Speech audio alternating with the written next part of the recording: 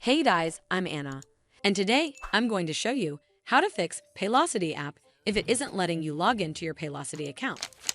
It might be possible that you're not able to log into the Paylocity app due to a connectivity issue. So first of all, you need to make sure you have a strong and stable internet connection.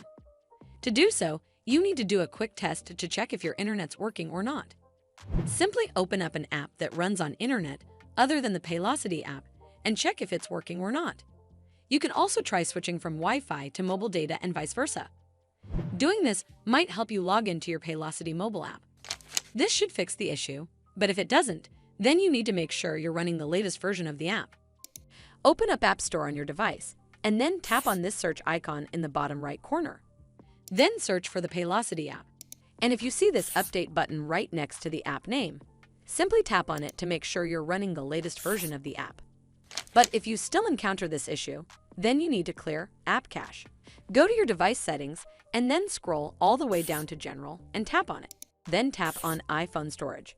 From here, search for the Paylocity app and then tap on it. Once you're on this screen, you need to tap on Offload App. Tap again to confirm.